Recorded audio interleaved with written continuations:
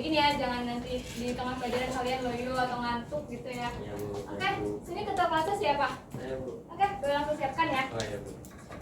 Teman-teman, sebelum kita mulai pembelajaran, mungkin alangkah baiknya kita berdoa juga sebelum menerima pelajaran dari Ibu Guru. Berdoa mulai menurut saya masing-masing mulai. Selesai.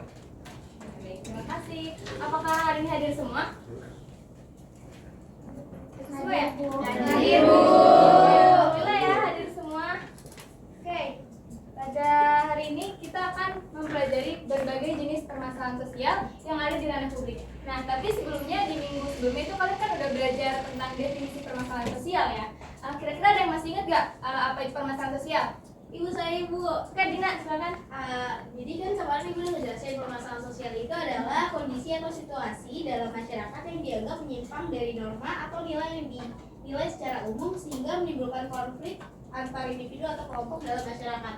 Nah, contohnya itu ada kemiskinan, pengangguran, terus ada kejahatan serta diskriminasi yang mengakibatkan perpecahan. Oke, betul sekali. Mungkin ada lagi yang mau menambahkan? Saya, Bu. Oke, Alia.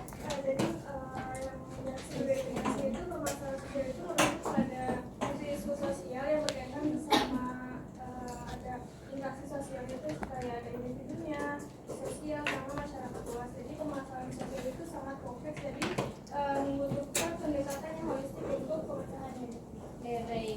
Benar sekali ya jawaban Dina dan Alia ini. Jadi permasalahan sosial ini adalah suatu kondisi yang tidak diinginkan ya, karena permasalahan sosial ini adalah ketidaksesuaian dan bertentangan dengan nilai-nilai dan norma-norma yang ada dalam masyarakat. Oke, selanjutnya.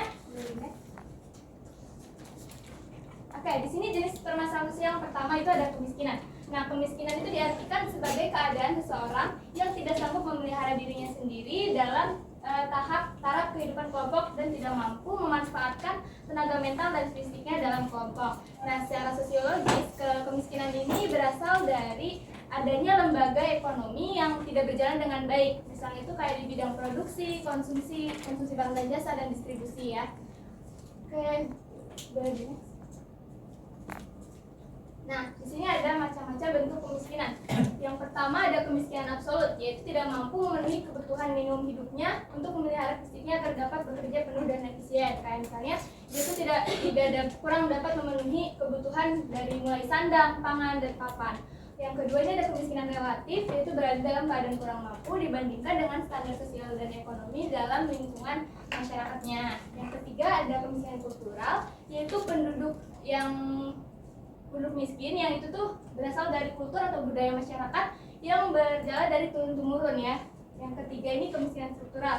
Nah, kemiskinan struktural ini bukan berasal dari ketidakmampuan seseorang dalam bekerja atau bukan berarti dia itu malas, tetapi struktur masyarakatnya yang timpang yang tidak menguntungkan bagi golongan yang lemah. Oke, yang terakhir ada kemiskinan alamiah, yaitu kemiskinan yang berasal dari sumber daya alam yang terbatas, penggunaan teknologi yang kurang memadai, dan adanya bencana alam. Selanjutnya ada faktor penyebab kemiskinan. Nah, di sini ada faktor pribadi, geografis, ekonomi, dan sosial. Nah, kira-kira ada yang tahu nggak faktor pribadi itu contohnya kayak apa? Faktor pribadi penyebab kemiskinan. Pengangguran. Malas. Apa lagi? Pendidikan. Karena kecelakaan juga bisa ya, terus demonstrasi moral kayak judi, mabuk-mabukan itu juga bisa.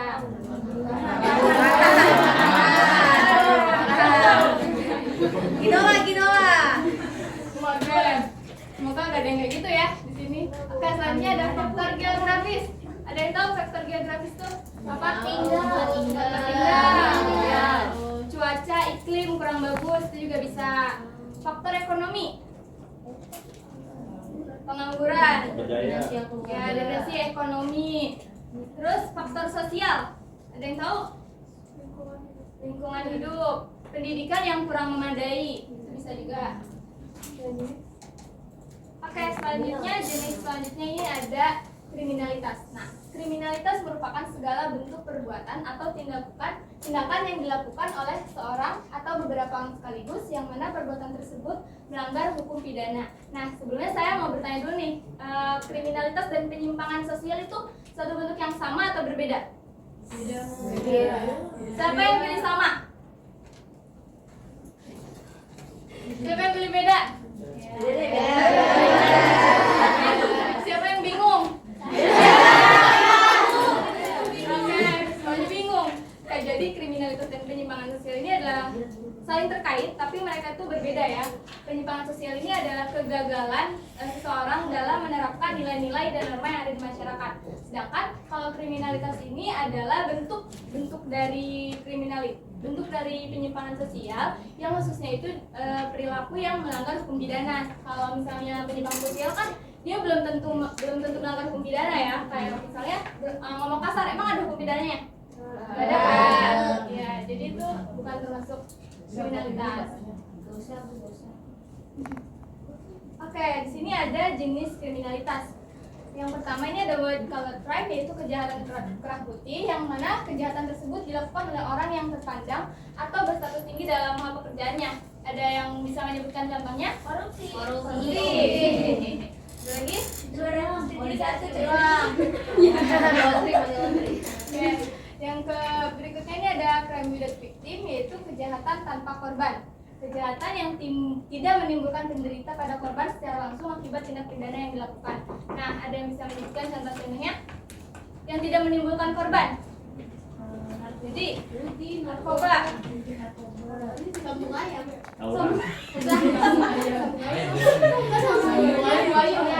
Ayam perlu ke ayam. Oh, iya. Betul. Oke. Ada selanjutnya ada organized crime, yaitu kejahatan terorganisir, yaitu dilakukan secara terorganisir dan berkesinambungan dengan menggunakan berbagai cara untuk mendapatkan sesuatu yang diinginkan dengan jalan menghindari hukum. Contohnya itu kayak perdagangan perempuan ke luar negeri ya. Perdagangan manusia. Betul. Selanjutnya ada corporate crime, yaitu kejahatan korporasi yang dilakukan atas nama organisasi formal dengan tujuan menaikkan keuntungan dan menekan kerugian. Contohnya apa?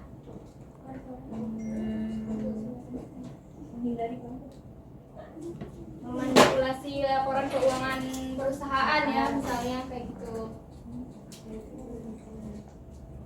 Nah, selanjutnya jenis permasalahan sosial yang ketiga di sini ada kesenjangan sosial.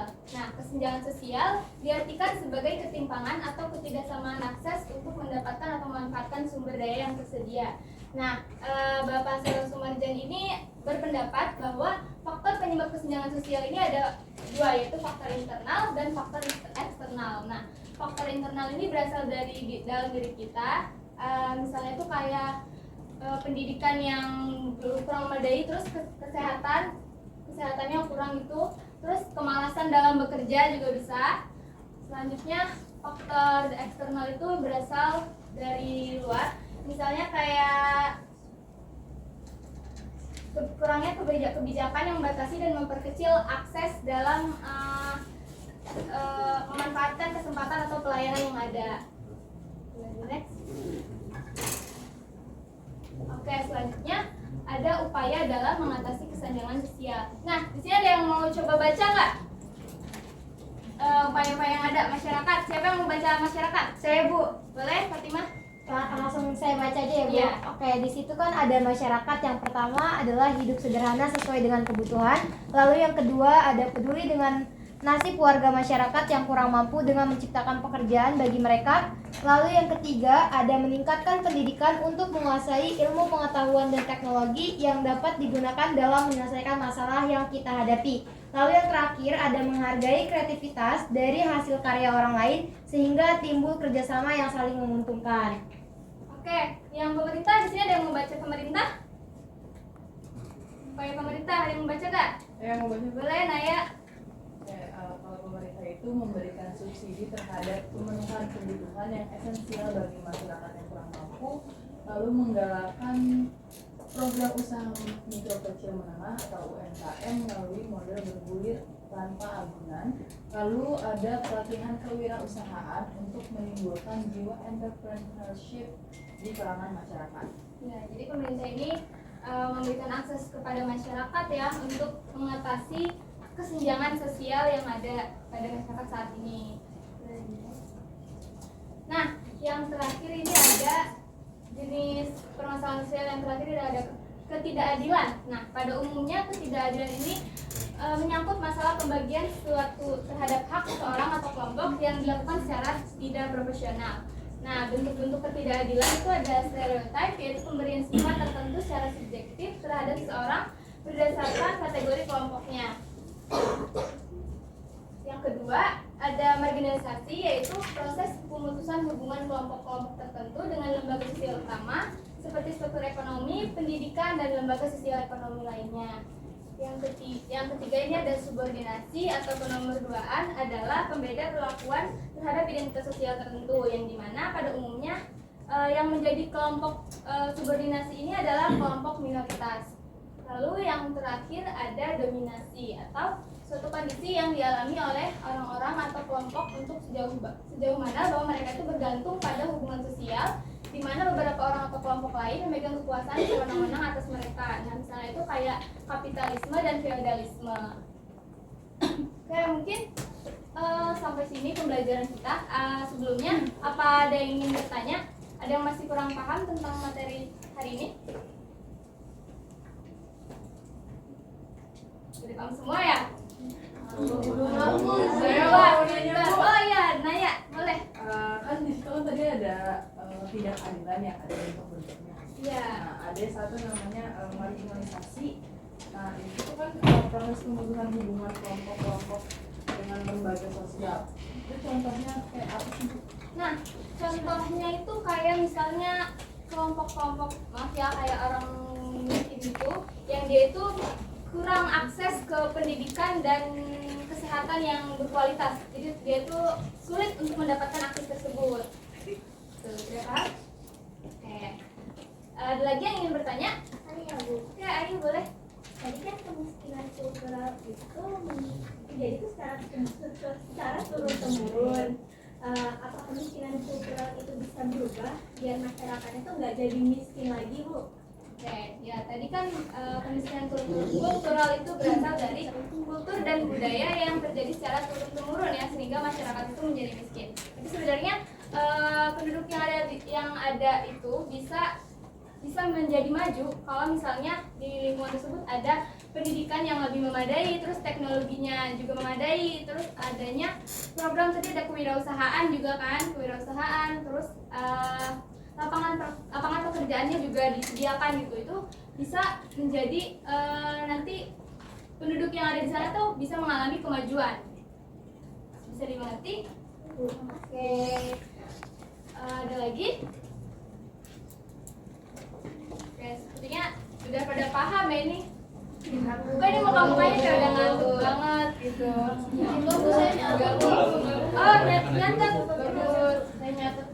Bu, nanti PPT boleh dikirim nggak? Boleh, nanti saya kirim ya. Oke, sama-sama. Oke, sekian pertemuan kita di minggu ini. Ya jangan sedih dong. Parah bisa di minggu hari ini. Kita akan ketemu lagi di minggu depan ya dengan materi dampak permasalahan sosial di dalam kehidupan. Kalau tadi kan jenis-jenis, kita pertama waktu itu udah bahas definisi. Terus hari ini kita bahas jenis-jenis permasalahan sosial, dan minggu depan kita akan membahas dampak permasalahan sosial di dalam kehidupan. Oke, saya cukupkan ya untuk hari ini. Ketua kelas, apakah boleh tutup? Oke, baik. Teman-teman,